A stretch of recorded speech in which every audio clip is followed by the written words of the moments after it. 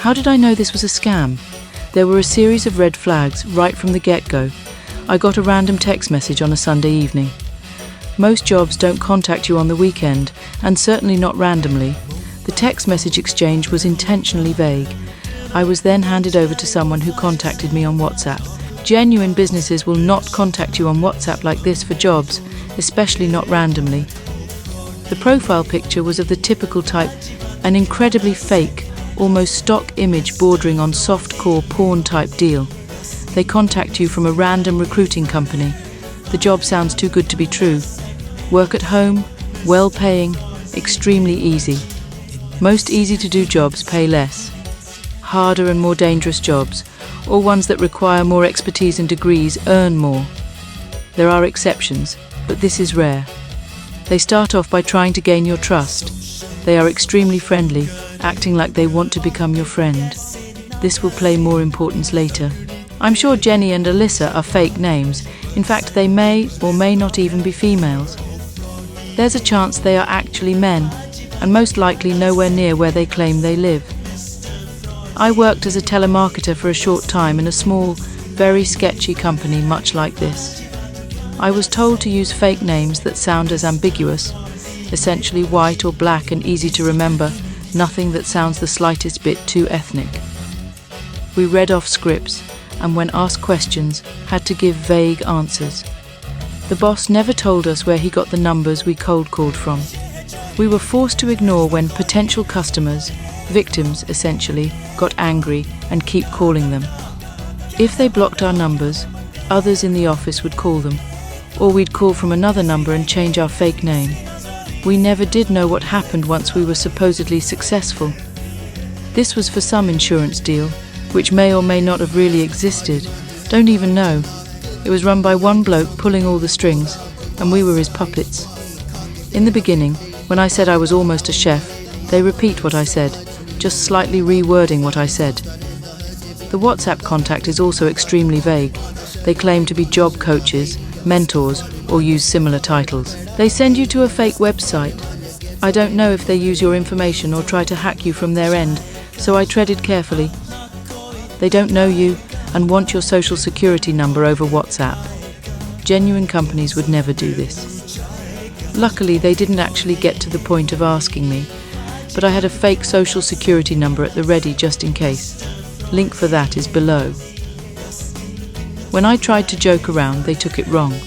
This is either part of the act or because English is a second language for them. You can tell in how they write sentences, their grammar is a bit off. It doesn't sound like a native speaker. They become intentionally more vague in an attempt to test you. The friendly demeanour begins to slip away from them at this point. This was already noticeable when they couldn't laugh at the joke observation. They guide you into making an account on their fake website. They then ask for a validation code and log into the site themselves. This is where things can get especially sketchy. Who knows what they are really doing back there? They may be trying to hack you and steal your information whilst they distract you. I have provided you a few websites you can use with a few fake information generators. They actually have the gall to thank you for putting money into their commissions account. More than once. I loved how they said I was smart. They want to lead you on by complimenting you. This is much like how people using each other in a romantic relationship lure each other along for their own gains. Eventually, we get to the digital wallet, the cryptocurrency bit, and let me tell you, no genuine company will ask you for financial, bank, cryptocurrency, digital wallet, PayPal, etc. details over WhatsApp. They also don't usually use cryptocurrency, unless that's the nature of their business, as a means of payment. Most businesses will also not ask you for a payment of any sort in general. There may be fees for books or materials used for training purposes, but these are outlined in the office and under secure conditions. Jobs will never ask you for a payment over the phone, mobile apps, or randomly on the internet. They are hoping that you will be naive and gullible enough to send them your info, thinking you will get money back. They play on a potential hope for greed.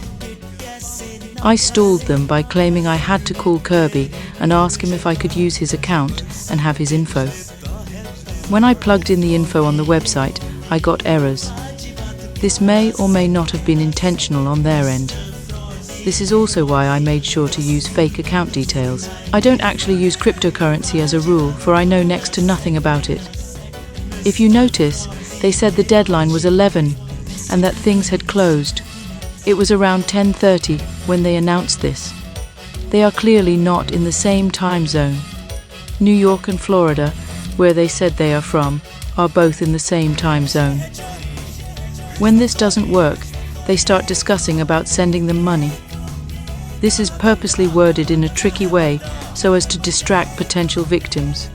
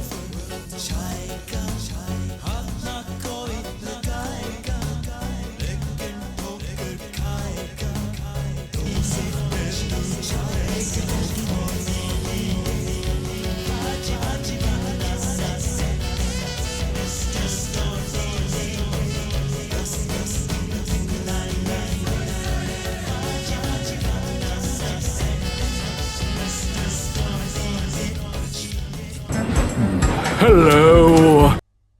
The Gordon Gresley mentioned is of course Gordon the Express Engine. Oh, the indignity! And Kirby the Vacuum. You're insane. You're all insane.